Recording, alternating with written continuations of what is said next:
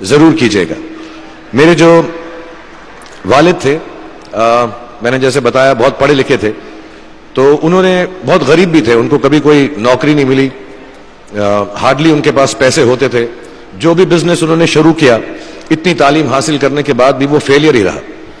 लेकिन उन्होंने बहुत प्यार दिया, और क्योंकि उनके पास पैसे नहीं होते थे तो मेरे हर जन्मदिन पे अपनी कोई पुरानी चीज मुझको दे दिया करते थे। तो पहली पुरानी चीज जो, और बहुत बड़ा चढ़ा के उर्दू में अच्छे अच्छे अल्फाज यूज करके मुझे इंप्रेस करते थे कि बहुत अच्छा प्रेजेंट दिया है मुझको। तो वो मुझे पहली चीज उन्होंने मुझे, ये मैं हर जगह पर बोलता हूं, स्कूल के बच्चों के फंक्शन पे, येल यूनिवर्सिटी में, एडिनबरा में, क्योंकि आप लोग सब अपनी लाइफ के उस थ्रेशोल्ड पे हैं जहां से आपको कामयाबी हासिल करनी है इंशाल्लाह। सो पहली चीज जो उन्होंने मुझे दी थी, उन्होंने मुझे अपना शतरंज का सेट दिया था, टूटा फूटा सा। वो शतरंज हर रोज खेलते थे। हनुमान मंदिर के जो हेड प्रीस्ट थे, पंडित थे, उनके साथ रात को जाके मेरे वालिद जो हैं शतरंज खेलते थे। और उन्होंने मुझे कहा कि शतरंज से आप जिंदगी के बारे में बहुत कुछ चीजें सीख सकते हैं। पहली ये कि कोऑपरेशन और साथ मिलजुल कर काम कैसे करना है। दूसरी ये कि जिंदगी में आगे बढ़ने के लिए कभी कभी पीछे भी हटना पड़ता है। तीसरी ये कि जो छोटे लोग होते हैं, जो आप समझते हैं, कई लोग ऐसी बात मानते हैं, जो पॉन्स होते हैं, जो प्यादे होते हैं, उनकी सबसे ज्यादा इज्जत करना जिंदगी के अंदर। कोई भी इंसान छोटा नहीं होता, हमेशा हमेशा जिंदगी में काम आता है। और कामयाबी हासिल करने के लिए आखिरी बात शतरंज ये सिखाती है हमको कि कभी कभी जिस चीज से सबसे ज्यादा लगाव होता है, जैसे रानी से अमूमन हो जाता है, कभी कभी उसे भी सैक्रिफाइस करना पड़ता है आगे बढ़ने के लिए। दूसरी चीज जो उन्होंने मुझे दी, मेरे पास है वक्त, 2 मिनट बोल सकता हूं मैं, सॉरी। दूसरी चीज जो उन्होंने मुझे दी थी, वो एक टाइपराइटर दिया था। आज के जमाने में आई डोंट थिंक किसी को, बहुत सारे बच्चे होंगे यहां पे जिनको मालूम भी नहीं होगा टाइपराइटर कैसा लगता है। अब सब कंप्यूटर पे काम करते हैं।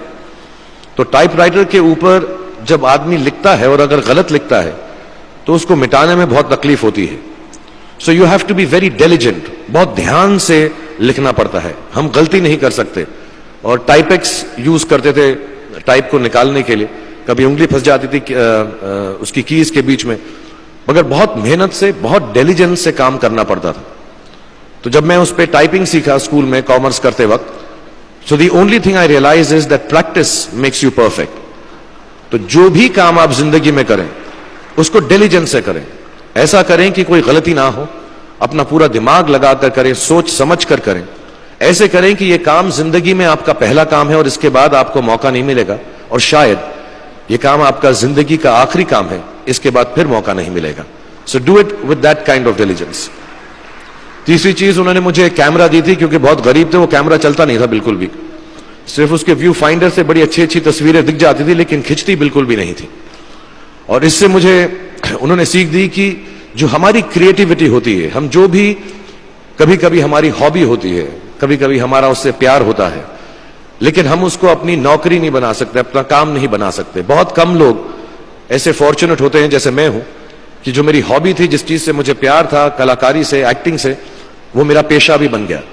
अमूमन ऐसा होता नहीं है, लेकिन जो हमारी कला है, चाहे वो पोएट्री है, चाहे वो लिखना है, चाहे वो पेंटिंग है, चाहे जो भी चीज, गाना है, अकेले में गाना है, हमारी क्रिएटिविटी जरूरी नहीं है कि दुनिया एक्सेप्ट करे। जैसे उस कैमरा की तस्वीरें दिखती नहीं है, लेकिन उसमें देखने से खूबसूरत लगता है हर कुछ, वैसे ही आपकी जो क्रिएटिविटी है वो अपने लिए रखें। क्योंकि जिंदगी में कभी ना कभी, कहीं ना कभी ऐसा मुकाम आएगा जब आप बहुत अकेला फील करेंगे। हो सकता है दुख का समय भी आए, उस वक्त आपकी जो क्रिएटिविटी है वो आपकी सबसे अच्छी दोस्त होगी, दुनिया उसको माने या ना माने। मैं बहुत खराब पोएट्री करता हूं, लेकिन जब भी दुखी होता हूं तो लिख लेता हूं। सराफ साहब से मैं अब सीखना भी चाहता हूं, मैं रेखता पे जाऊंगा, मुझे लगता है ये कमाल की साइट है, थोड़ी मैं शायरी वगैरह सीखूंगा।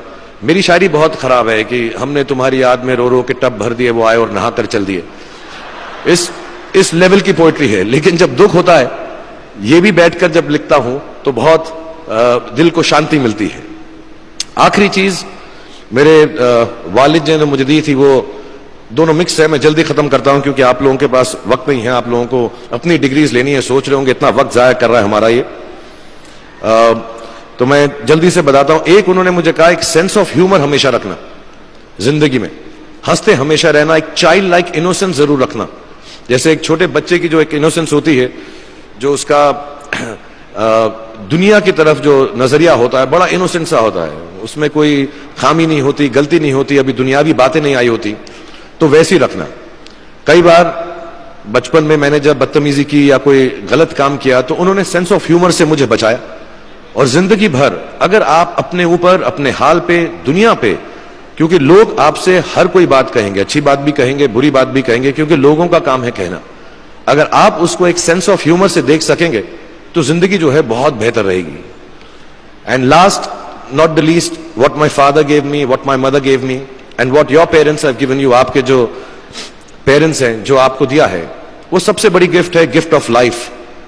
जिंदगी की जो जिंदगी एक खुद ही सबसे बड़ा तोहफा है हमारी जिंदगी, और उसको वैसे ही ट्रीट कीजिए। जिंदगी के अंदर जो भी मुकाम आए, जैसी भी चीजें हो, अच्छा हो बुरा हो, कभी अंधेरा हो कभी उजाला हो, हर चीज को रिस्पेक्ट कीजिए और जिंदगी में ग्रेस रखिए हर इंसान की तरफ। हर इंसान जो भी आपसे जो भी बात करेगा वो अपनी मुसीबत के हिसाब से करेगा, अपनी हैसियत के हिसाब से करेगा, कभी गलत बात भी बोलेगा, ऊंची बात भी बोलेगा। जब आप काम करेंगे, जब आप बड़ी बड़ी कंपनीज के अंदर नौकरी हासिल करेंगे, आपका हमेशा झगड़ा रहेगा, जो मेरा जूनियर है वो ऐसी बात करता है, मेरा सीनियर जो है ऐसी बात करता है। लेकिन सब जो हैं जिंदगी से जूझ रहे हैं, इस जिंदगी में कुछ बनने की कोशिश कर रहे हैं। सो वो ग्रेस जो है, वो लीवे जो है, हर किसी को दीजिएगा जो आपके साथी हैं, जो आपके साथ साथ काम कर रहे हैं, जो आपका साथ काम नहीं भी कर रहे और जो आपका साथ नहीं भी दे रहे। ग्रेस से बड़ी चीज आप जिंदगी को वापस नहीं लौटा सकते। ये 4-5 चीजें याद रखिएगा। याद रखिएगा, नहीं रहे तो कोई बात नहीं।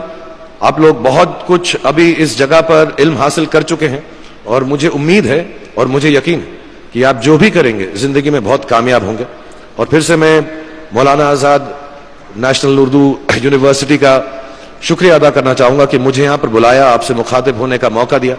थैंक यू वेरी मच, बहुत बहुत शुक्रिया।